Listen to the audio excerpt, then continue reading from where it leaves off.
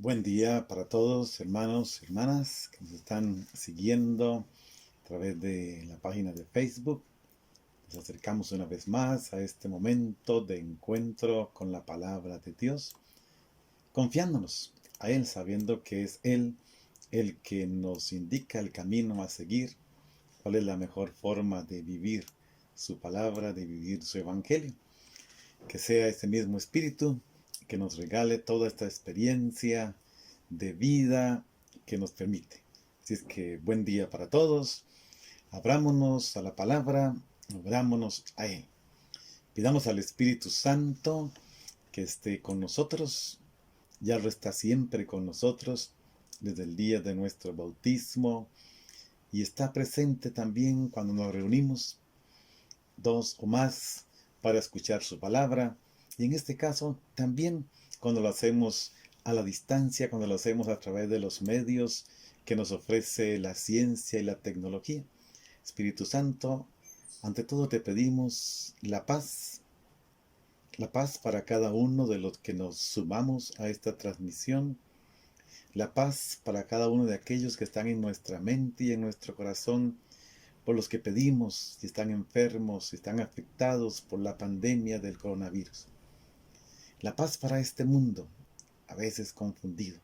Danos esa paz que solo tú puedes dar, esa que vamos a celebrar grandemente por estos medios también en la noche de Pascua, en la noche de la resurrección. Así es que haz de nosotros un pueblo santo, un pueblo de la escucha, un pueblo oyente de la palabra. Hermanos, estamos siguiendo en estos días los textos del Evangelio de Juan que nos están preparando directamente a la celebración de la Pascua. Estamos en esta última semana de Cuaresma completa. Ya el próximo domingo iniciamos la Semana Santa. Habrán otros textos para profundizar y llegar al misterio. Hoy tenemos un texto muy bonito también, que es Juan capítulo 8, versículos del 21 al 30. Así es que les invito a que en sus Biblias, los que la tienen allí cerquita, busquen el capítulo 8 del Evangelio de San Juan, y de él vamos a leer el texto que nos ofrece la liturgia para este día, los versículos 21 al 30. Juan 8, 21 al 30.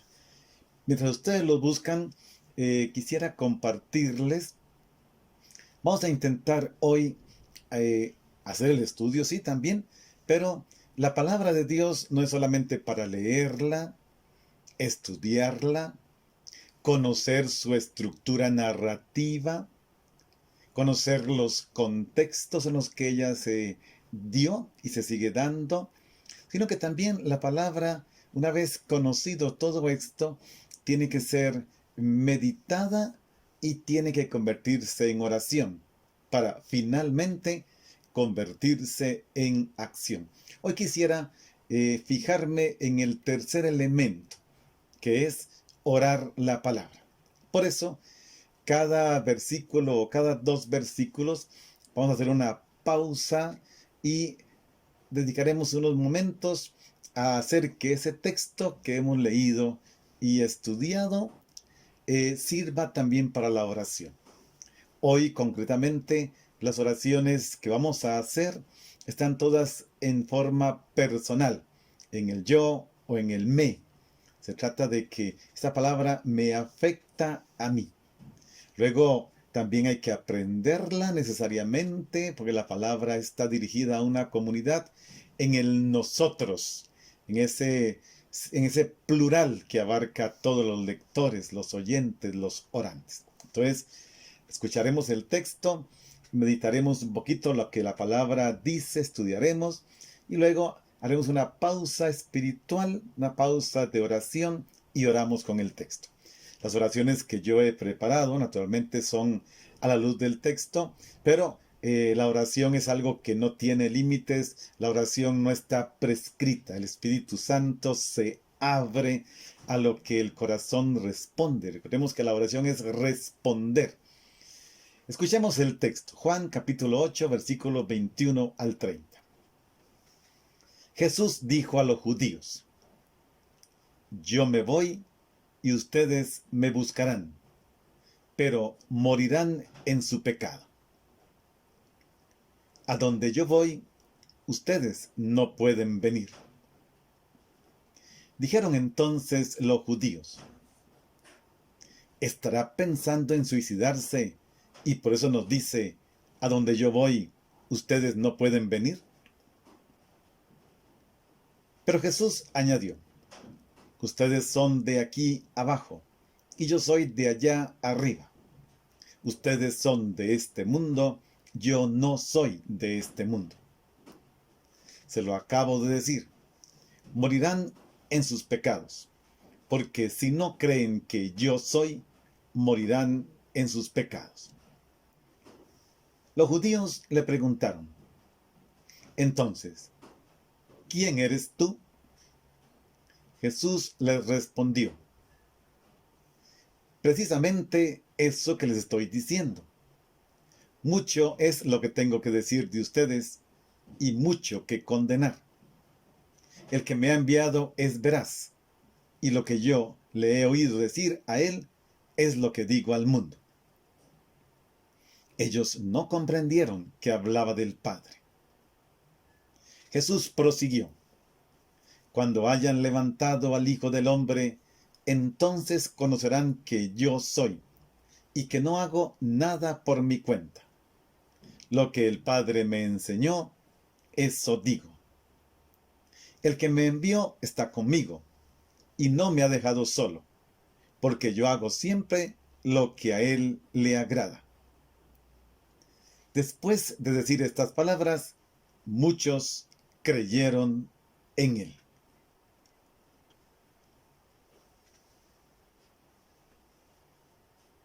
La escucha de la palabra, que requiere un espacio más amplio de silencio, que aquí no vamos a hacer por las circunstancias de estar transmitiendo en vivo, para que no parezca que hay un vacío de silencio allí,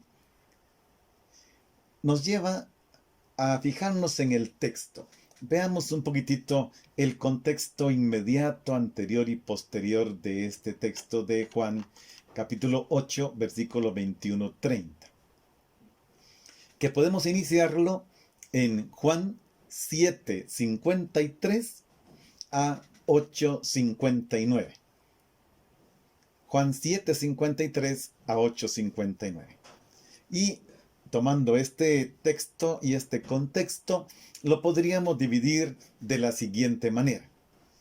De 7:53 a 8:2 es la ubicación física de Jesús. Se nos dan algunos datos geográficos, algunas indicaciones para ubicarnos y saber dónde está Jesús. Luego 8:3 al 11, el episodio que meditamos ayer, el de la mujer sorprendida infraganti en adulterio. De 8:12 al 20, el testimonio de Jesús sobre sí mismo. Jesús se declara delante de la muchedumbre como: yo soy la luz del mundo. 8:21 al 30 es el texto que tenemos hoy, que es el diálogo, discurso, confrontación, es difícil saber cómo ubicar este género literario, de Jesús con los judíos sobre su pretensión y su envío. Jesús nos revela su origen y su meta, con la anotación al final, en el versículo 30, de que muchos de los oyentes creyeron en Jesús por sus palabras. De 8:31 al 36, la discusión con los judíos. El mensaje de Jesús: la verdad los hará libres. Del 8:37 al 47, los hijos de Abraham. Esto lo vamos a ver ya creo que mañana. 8:48 al 58, Jesús y Abraham. Y luego la nota del 8:59, el intento de apedrear a Jesús.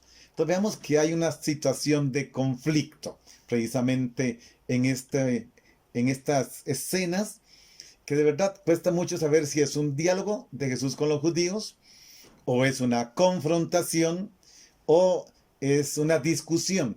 Difícilmente se puede encuadrar porque a veces es diálogo, a veces es confrontación. Entonces, un género literario difícil de indicar. Como vemos, el capítulo 8 contiene reflexiones profundas sobre el misterio de Dios que envuelve a la persona de Jesús. Aparentemente se trata de diálogos entre Jesús y los fariseos que quieren saber quién es Jesús. Uno de los temas centrales de este capítulo 8 sigue siendo la identidad de Jesús. ¿Quién es? Le van a preguntar, ¿quién eres tú? Los judíos lo critican por dar testimonio de sí mismo sin ninguna prueba o testimonio para legitimarse ante la gente. Esto está en el versículo 13 que no vamos a ver hoy. Jesús responde diciendo que él no habla a partir de sí mismo, sino siempre a partir del Padre, en nombre del Padre, de lo que él oye o ha oído al Padre.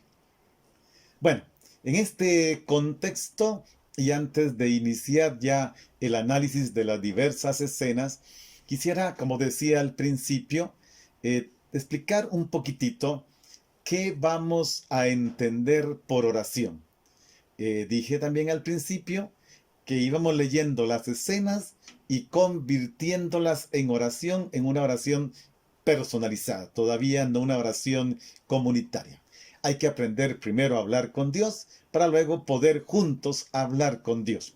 Es la ley de la naturaleza. Aprendemos primero la intimidad y luego podemos hacerlo de forma ferviente en comunidad. ¿Qué vamos a entender por oración? Permítame en unas palabras que a todos nos va bien sobre esto, porque hay también muchas ideas desfiguradas de lo que es la oración. Vamos a entender la oración como algo que va destinado, prometido a los que no se resignan a que las cosas deben permanecer como están. El que ora no puede resignarse.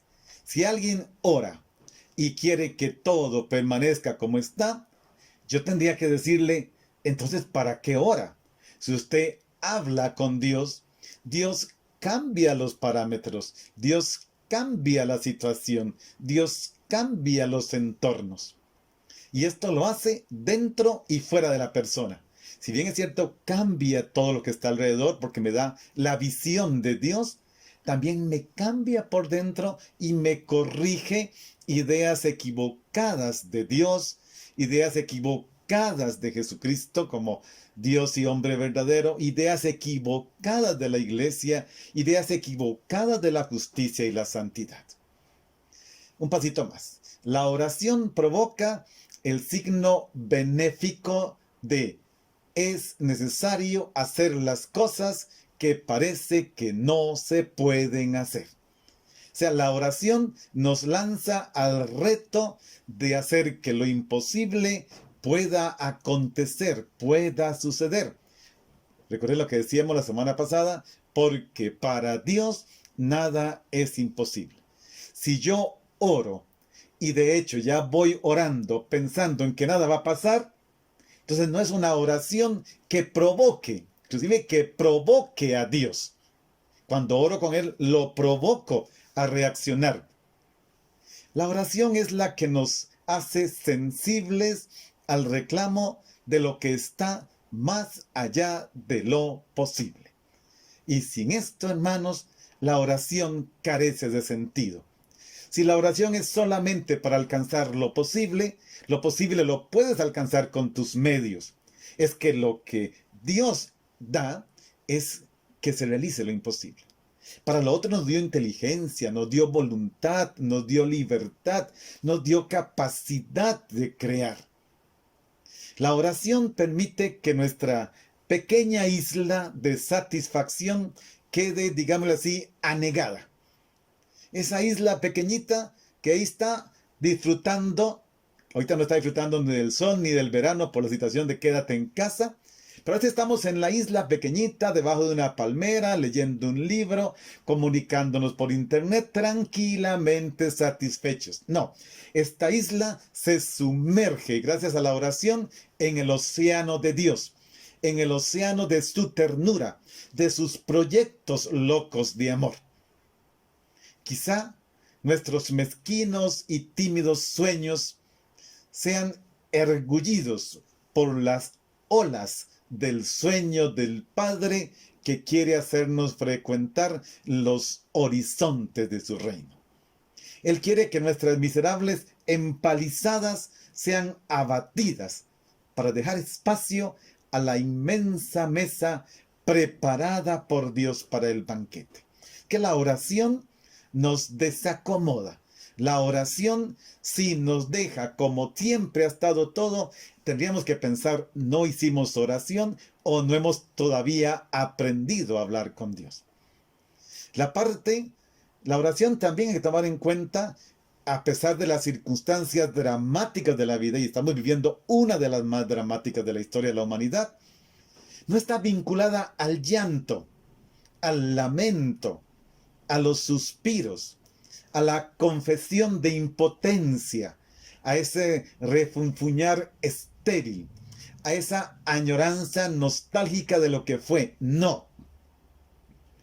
La oración está vinculada a lo que es, puede ser, a lo que será. No es una oración para añorar aquellos tiempos cuando no teníamos la epidemia, no. Es para añorar, anhelar, desear, satisfacer los deseos de que qué va a pasar para que termine y qué sucederá después.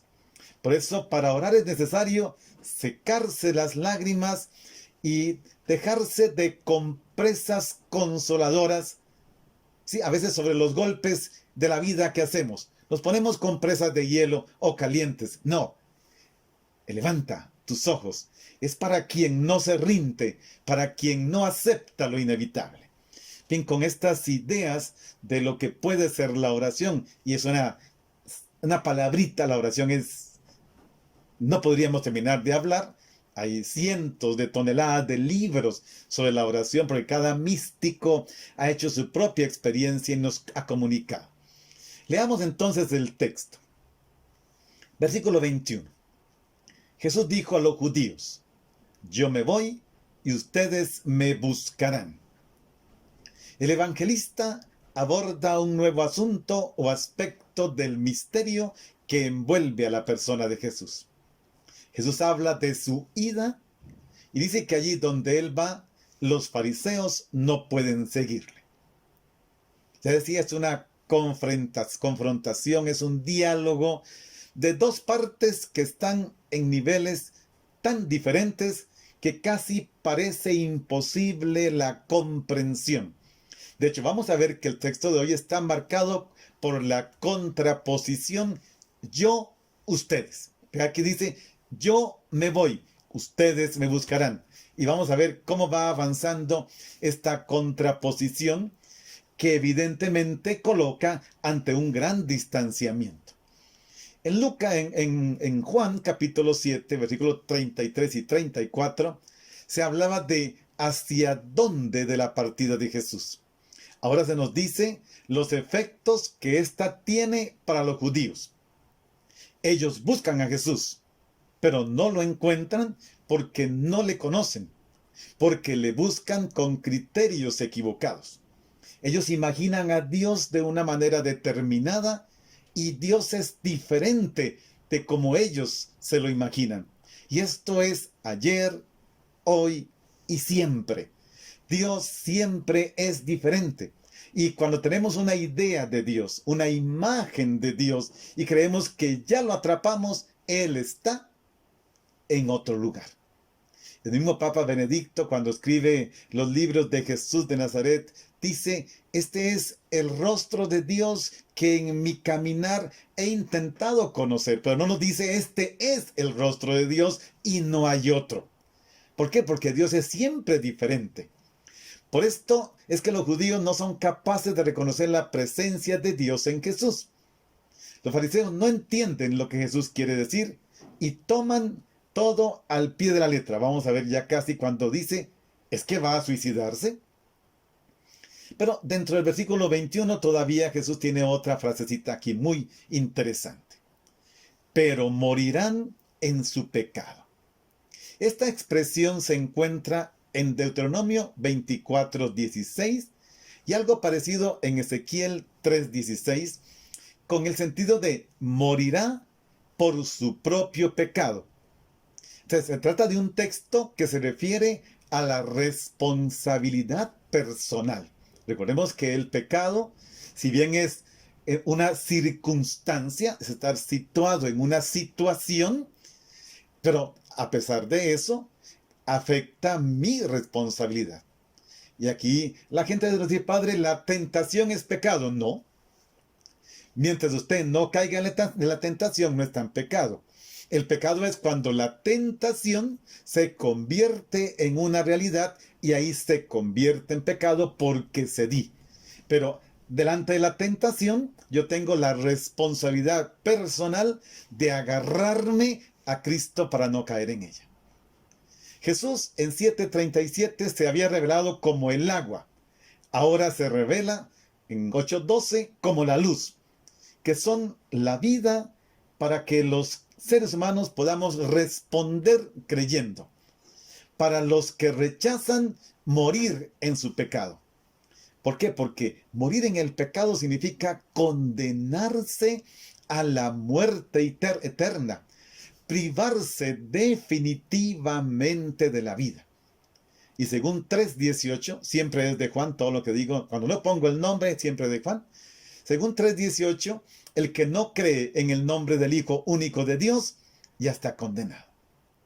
El término muerte, aquí dice morirán en su pecado, es fuerte, es un término fuerte, pero alude a la realidad. Morirán en su pecado de incredulidad. Lo vamos a ver mañana, por su intención de matarlo, por la dureza de su corazón. Ellos viven en el pecado y van a morir en el pecado. Vivir en el pecado entonces quiere decir no aceptar, no creer que Jesús es Dios. Morirán porque no creen en Jesús. El que crea, en cambio, vivirá. Bueno, les decía que podemos a final de cada cierto número de palabras del texto hacer un momento de oración. Yo les invito a que me sigan con la oración que he formulado yo mientras preparaba estas cosas para ustedes hoy. La oración que de mí brotó en ese momento y que les comparto para que ustedes mismos después puedan continuar haciendo la oración, que es muy bueno escribirla.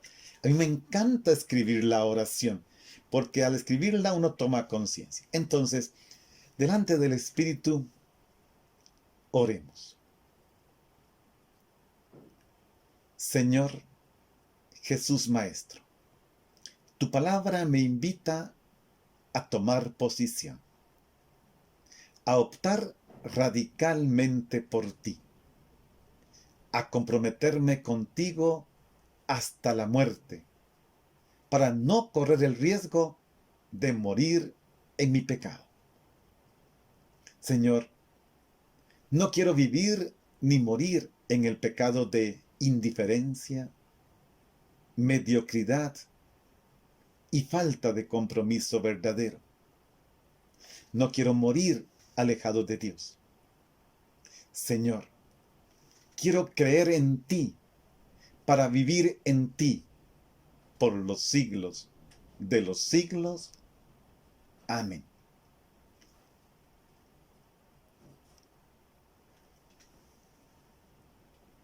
Avancemos un poquitito más. Final del versículo 21 y el 22. A donde yo voy, ustedes no pueden venir. Dijeron entonces los judíos, ¿estará pensando en suicidarse y por eso nos dice, a donde yo voy, ustedes no pueden venir? Aquí está la reacción de los judíos a las palabras de Jesús. Y repiten exactamente las palabras de Jesús, preguntándose por su significado y extrayendo conclusiones equivocadas. Ellos no perciben en las palabras de Jesús una invitación a convertirse a la fe. Más bien se interesan en otra cosa. en saber si se quiere suicidar. Y aquí, hermanos, hay otro detalle interesante. A veces leemos la Escritura sin dejar que la palabra de Jesús me confronte. Y entonces nos fijamos en lo que pasa. O como hacemos tantas veces, leemos la palabra de Dios, la palabra transmitida por Jesús, para ver cómo atacar al prójimo, para ver cómo le meto miedo al prójimo, para ver cómo someto al prójimo. No, ellos no quisieron ver la invitación de Jesús a convertirse. Si los judíos no pueden ir a donde va Jesús, no es porque Él se vaya a suicidar, sino porque pertenecen a esferas diferentes. Lo vamos a ver en el versículo 23. Y Él ha venido a este mundo para traer la vida que procede del Padre. El ofrecimiento de la vida que Jesús les hace tiene carácter de urgencia. Es necesario decidirse antes que Él parta hacia el lugar de donde ha venido y al que ellos no lo pueden seguir. Pero tengamos claro, Jesús no va hacia una tumba. Sí, pasará por ella. Será necesario, porque es verdadero hombre. Pero Él va en todo el Evangelio de Juan y entre más nos vamos acercando a la hora, que será en el capítulo 13 y lo veremos el Jueves Santo, Él se dirige a la gloria del Padre, a su gloria.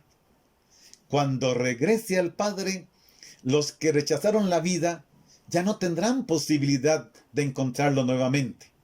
Y por ese pecado se hacen merecedores de la muerte eterna, según los versículos 23 y 24 que vamos a ver más adelante. Entonces aquí hay una urgencia. Escuchar la palabra de Jesús y en vez de preguntarse, ¿se va a suicidar? Preguntarse, entonces, ¿hacia dónde va?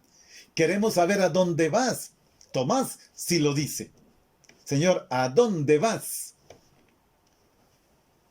Hagamos otra vez, hermanos, un momento de oración. A la luz de este versículo 22.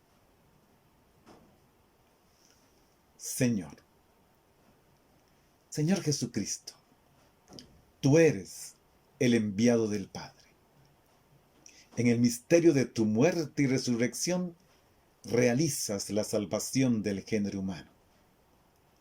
Tú, Jesús, no tienes nada que te pertenezca. Eres totalmente del Padre y para el Padre. Que yo entienda que todo lo que eres proviene del que te envió. Que eres el Hijo de Dios. Que no haces nada por tu cuenta. Que me invitas a querer ir hacia donde tú vas. Amén.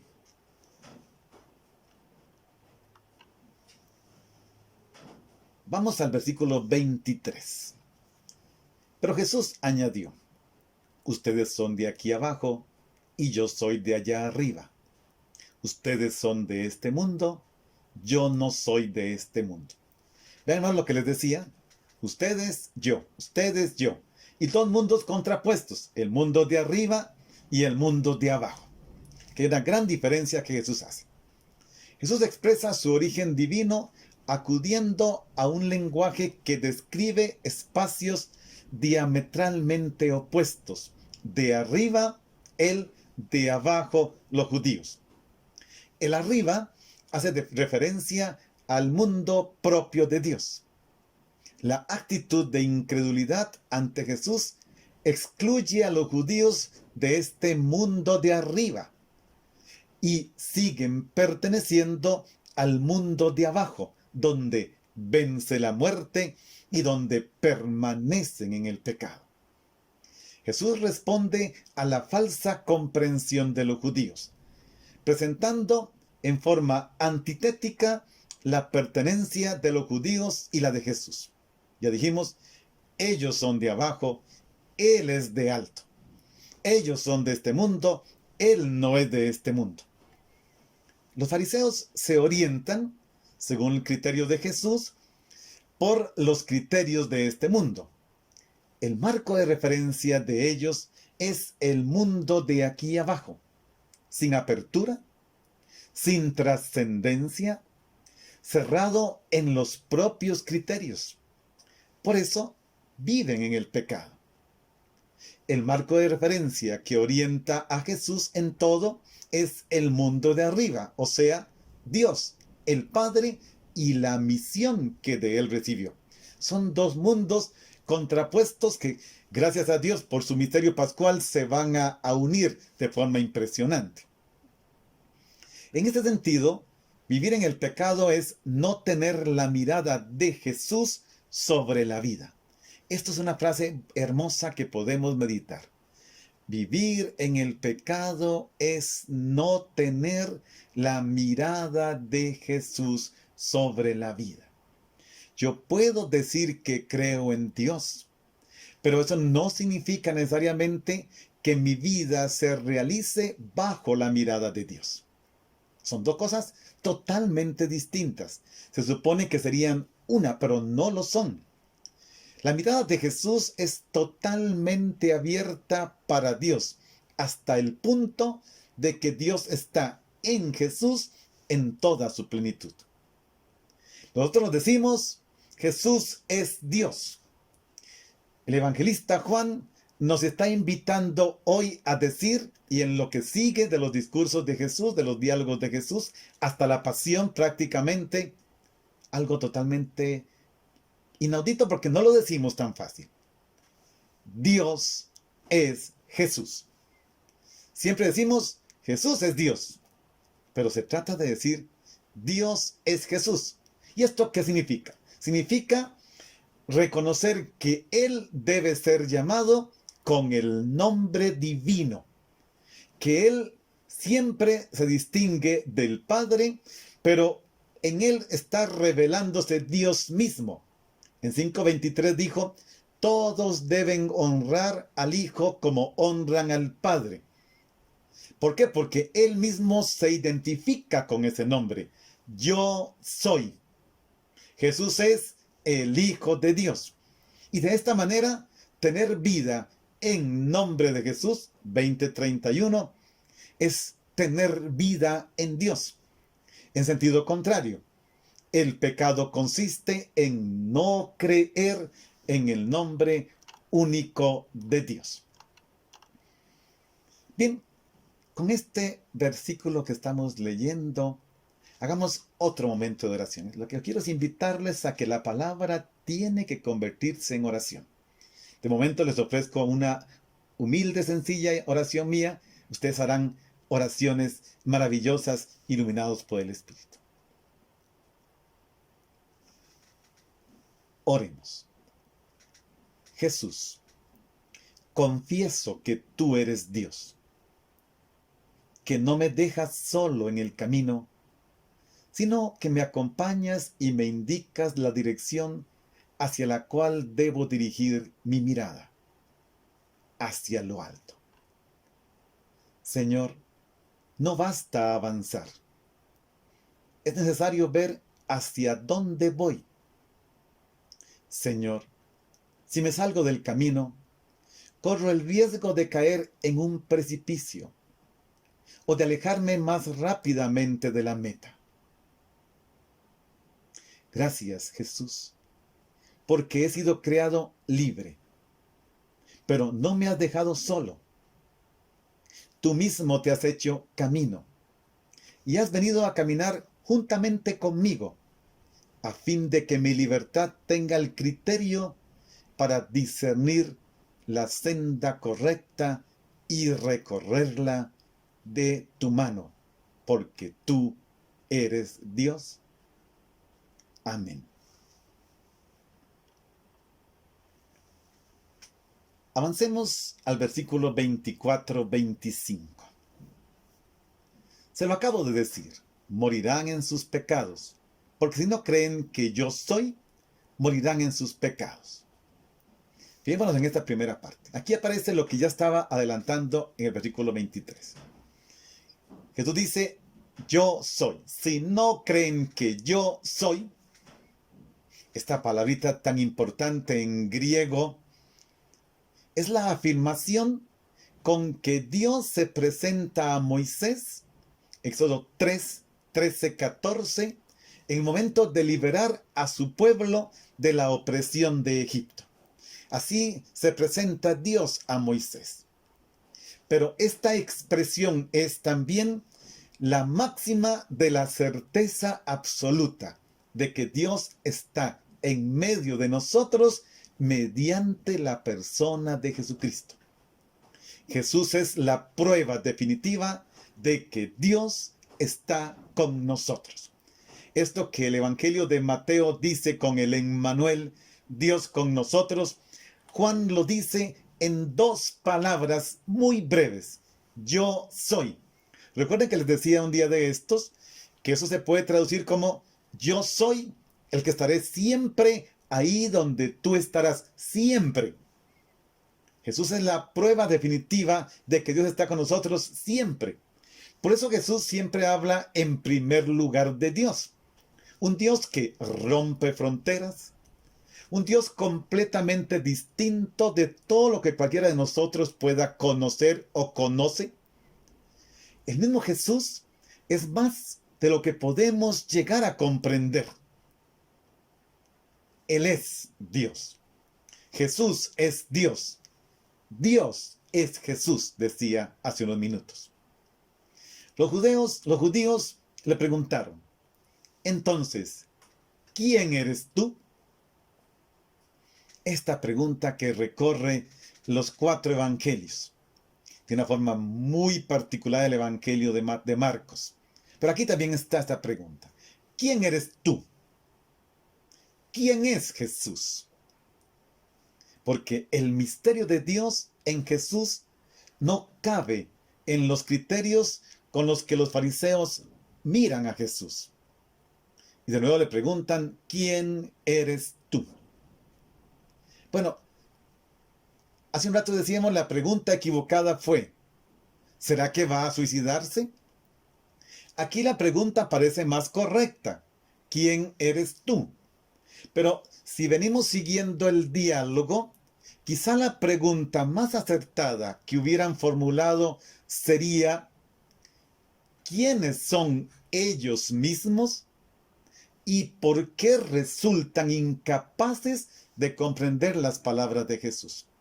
Jesús nos está revelando su intimidad, su identidad y a la vez la del Padre. Ya Él nos está diciendo quién eres tú, quién es Él. Pero tendríamos que preguntarnos: ¿quién soy yo mismo delante de estas palabras? Pero además, ¿por qué resulto tan incapaz de comprender las palabras de Jesús? Porque la revelación Dios nos la da. Juan 1:18, Él es el revelador, Él es el exégeta del Padre, Él es el que ha dado a conocer. Pero delante de esta revelación de Dios, ¿quién soy yo? Y delante de esta revelación, ¿por qué no logro comprender?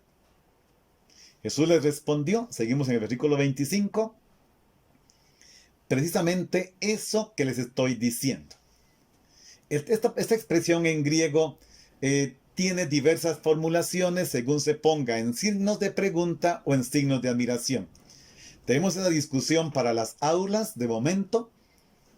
En todo caso, la expresión, sea en pregunta, sea en admiración, es una expresión que denota la fatiga de Jesús ante la incomprensión de sus interlocutores. Casi como si Jesús dijera: ¿para qué se los sigo diciendo? Ya, Jesús no pierde la paciencia y seguirá hablando y se va a enfrentar seriamente con ellos. Y mañana veremos, les va a decir: olvídense de estas historias, ustedes no son hijos ni de Dios, ni son hijos de Abraham, serán hijos de él. Y mañana lo vemos. Otro momento de oración, hermanos. Oremos. Señor Jesús, que como cristiano experimente siempre que, abandonándome a la voluntad del Padre no me pierdo, sino que de este modo encuentro el camino hacia una profunda identidad y libertad interior. Jesús, que descubra que quien se entrega se encuentra a sí mismo, que quien se vincula con una obediencia fundamentada en Dios y animada por la búsqueda de Dios, llega a ser libre, llega a conocerte y en ti conocer el rostro eterno del Padre en el cual me reconozco hijo o hija tuyo. Amén.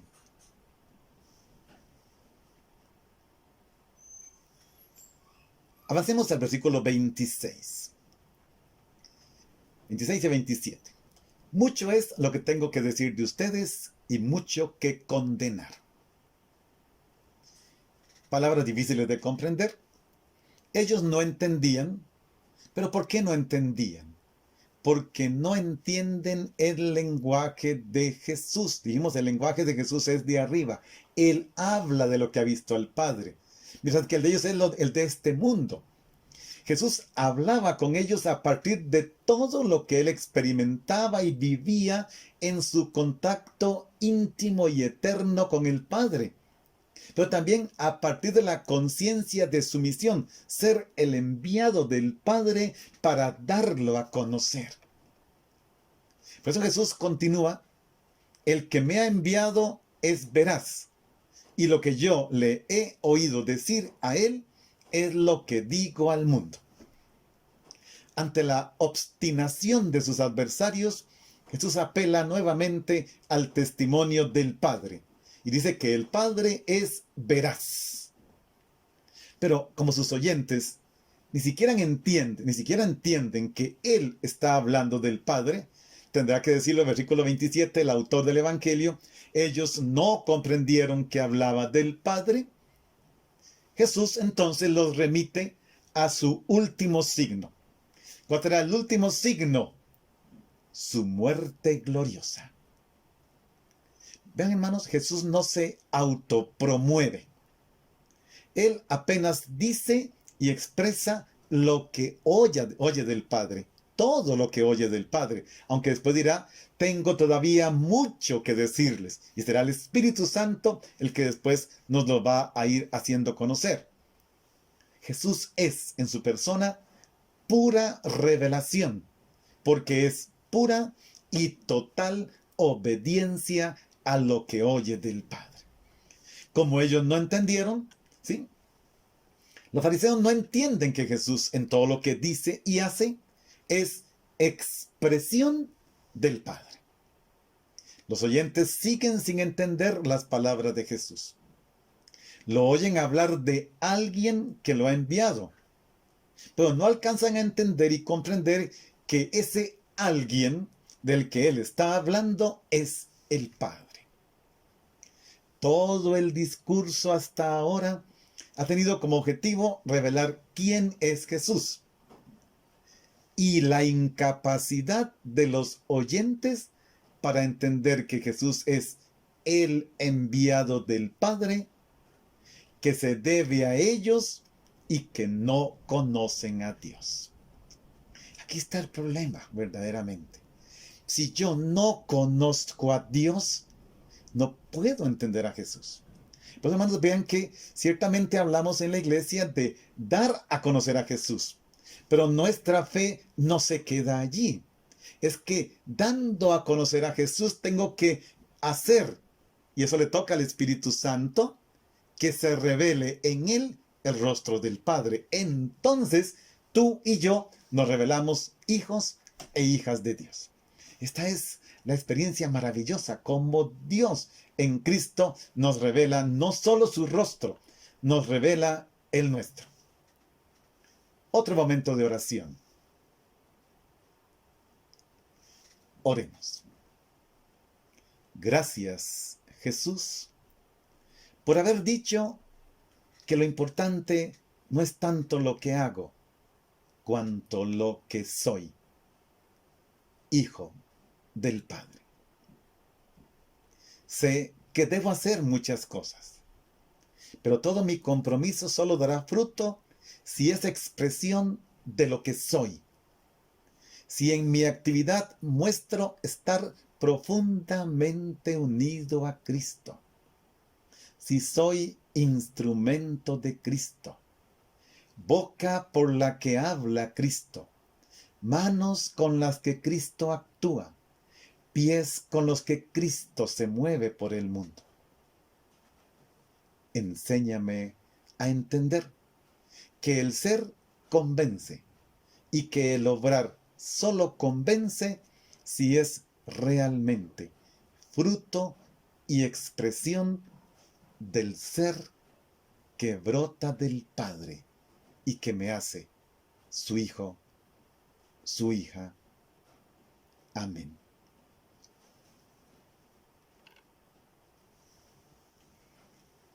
Pasemos al versículo 28. Jesús prosiguió: Cuando hayan levantado al Hijo del Hombre, entonces conocerán que yo soy y que no hago nada por mi cuenta. Lo que el Padre me enseñó, eso digo. Vamos a detenernos aquí un poquitito porque esto es importante. Dice Jesús, lo comprenderán solo después de que hayan levantado al Hijo del Hombre. Ahí conocerán que yo soy. La buena noticia de la muerte y la resurrección revelará quién es Jesús. Y ellos sabrán, y nosotros y el mundo entero sabrá, que Jesús es la presencia de Dios en medio de nosotros. Este es el punto más alto de la autorrevelación de Jesús en este momento. Y que tiene como telón de fondo, ya dijimos, el yo soy de Dios dado a Moisés en Éxodo 3, 14, 15. Jesús está desvelando el misterio de su comunión absoluta con Dios. Jesús es uno con el Padre. Vive una relación única con Él. Su existencia es el Padre mismo. Por eso dirá a Tomás y a Felipe, que están ahí reunidos, el que me ve a mí, ha visto al Padre.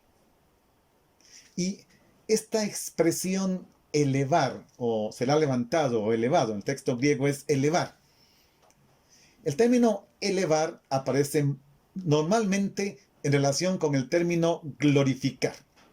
Sobre todo en un texto del Antiguo Testamento, Isaías 52:13, que dice, mi siervo será elevado y glorificado. Sin embargo, este término elevar, la palabra que está en griego, permite hablar simultáneamente de un doble sentido de la elevación en la cruz, cuando Cristo sea elevado en la cruz y atraerá todas las miradas hacia sí, y de la elevación en la glorificación a la derecha del Padre. Son dos momentos de glorificación, la elevación en la cruz y la exaltación a la derecha del Padre. Cuando el verbo aparece en voz pasiva, se entiende que el sujeto de la elevación es Dios. Es Dios el que realiza. El Hijo del Hombre debe ser elevado. Y esta es una acción que realiza el Padre. Juan 3:14, por ejemplo. En este caso, el verbo está en la voz activa y el sujeto de este elevar ya no es Dios, sino los judíos que no creen en Jesús. Casi como si dijera, podríamos traducirlo así, cuando ustedes eleven al Hijo del Hombre, y entonces estaría haciendo referencia a la crucifixión. Digámoslo entonces de otra manera, cuando ustedes crucifiquen al Hijo del Hombre, pero tanto en un caso como en el otro, se tienen en vista los dos momentos, pasión, cruz, glorificación a la derecha del Padre. Cuando los seres humanos, aquí llamados judíos, eleven a Jesús en la cruz, Dios lo elevará a la gloria. Ese es el misterio maravilloso del Evangelio de Juan. En ese momento, los seres humanos podrán conocer la verdadera identidad de Jesús. Él lleva el nombre divino Yo Soy porque revela al Padre. Y como revelador del Padre, no hace nada por su cuenta. El Padre que lo envió está siempre con él, porque la voluntad de Jesucristo está en total consonancia con el Padre. ¿Qué es lo que dice el versículo que sigue? Versículo 29. El que me envió está conmigo y no me ha dejado solo, porque yo hago siempre lo que a él le agrada. El fundamento de esta certeza de nuestra fe es doble. Por un lado, la certeza de que el Padre está siempre con Jesús y nunca lo deja solo. Y por otro lado, la total y radical obediencia de Jesús al Padre, por la que se convierte en total apertura, en total transparencia del Padre para nosotros. Qué importante es este tema de la obediencia de Jesús, que no fue en el momento culminante de la cruz. La obediencia de Jesús es desde el momento de la encarnación hasta el momento de la muerte. No hay ningún momento en la vida de Jesús que no esté bajo la obediencia del Padre. Y esto nos alcanza la salvación.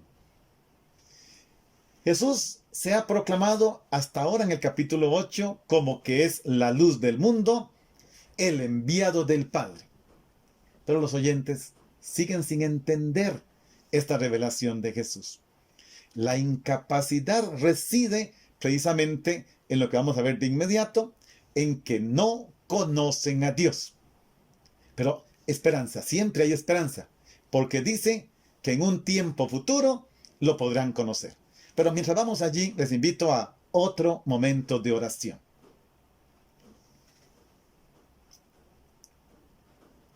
Oremos. Jesús, que en adoración reconozca que eres mi Señor, que me señalas el camino que debo tomar. Me haces comprender que solo vivo bien si conozco el camino indicado por ti. Solo si sigo el camino que me señalas para llegar al Padre. En esta mañana quiero decirte, Jesús, yo soy tuyo y te sigo en mi vida. No quisiera perder jamás mi amistad, esta comunión contigo, Jesús, que es a la vez comunión con el Padre. Y te digo también, yo soy tuyo, y te pido que tú también seas mío, estés siempre conmigo. Entonces sabré que el Padre siempre está conmigo. Amén.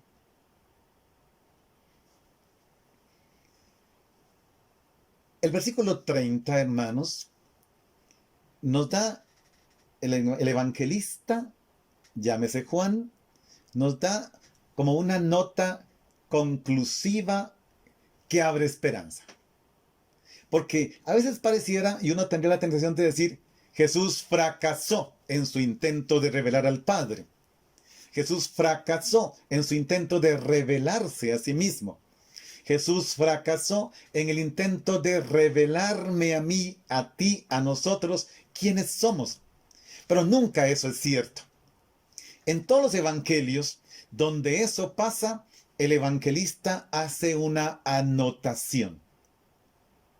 Y esta es muy importante porque es clave en el Evangelio de Juan. ¿Qué dice el versículo 30? Después de decir estas palabras, muchos creyeron en él. Veamos eso, hermanos, lo que sucede al final. Jesús terminó de hablar. Dijimos un diálogo, un discurso, una confrontación, en todo caso, un gran malentendido por parte de judíos y fariseos. Pero muchas personas creyeron en él. Qué bonito esto, hermanos, porque nunca hay que darse por vencido.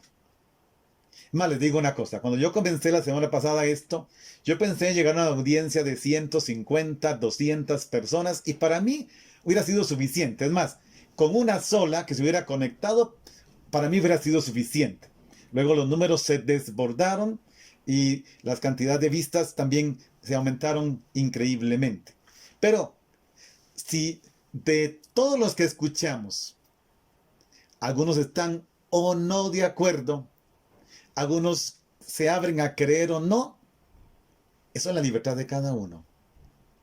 Pero yo puedo estar seguro, la palabra me lo confirma, de que muchos creen, creyeron y creerán en Jesús por estas palabras. Esta es la provocación que Jesús le hace a los oyentes. Porque el evangelista Juan, al colocar esta conclusión para luego seguir con otras discusiones y confrontaciones, nos reta como oyentes. Muchos creyeron, y tú, que lo oyes hoy, lo comprendes hoy, lo oras hoy, ¿crees? ¿Te abres a la conversión? Porque creer es entrar decididamente en el misterio de Dios, en el misterio de Jesús, para participar en él de la plenitud de Dios. Se trata precisamente de esta experiencia. Vean que, hermanos, está en juego mi capacidad para creer.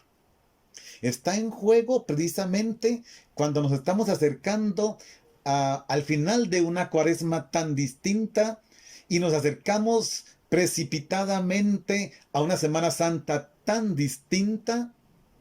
Pero hay una cosa que tenemos que reconocer, al menos ustedes y yo que estamos siguiendo estas transmisiones y viviendo la palabra que la iglesia nos da cada día. Sí, fue diferente. Y agregámosle otra diferencia. Esta vez, quizá como nunca otras veces, he podido conocer lo que dicen los textos bíblicos, al menos los del Evangelio, porque en una hora nos limitamos a ellos. También en eso es diferente esta Semana Santa y esta Cuaresma. La palabra ha estado más cerca. Yo no habría hecho esto si no fuera por lo que pasó. Y ustedes no hubieran tenido la experiencia de compartirme su experiencia de fe si fuera por lo que pasó. Y leyendo todos sus mensajes, wow.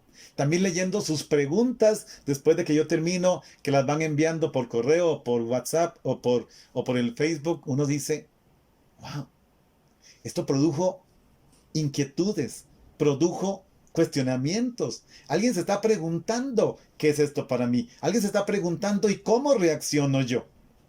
Ya solo eso me dice que valió la pena. Así que esta última frase de Jesús, que podría sonar como un agregado allí, no, esta frase es la que me confronta a mí. Ya vimos cómo enfrentó Jesús a los judíos y fariseos y cómo reaccionaron ellos. Ahora me toca a mí decidir si pertenezco al grupo de los muchos que creyeron en él. Bien, hermanos, hoy también hemos hecho estos espacios de oración. Tomen las palabras del Señor, léanlas, estudienlas, medítenlas, pero también conviértalas en oración. Y si estabas oyéndome en familia o reunidos unos 2 o 3, no pegaditos, desde luego, con 1 metro de distancia, quédate, una vez que yo termine, quédate charlando con ellos. Y sobre todo, si puedes, quédate orando con ellos esta palabra que hemos reflexionado y orado.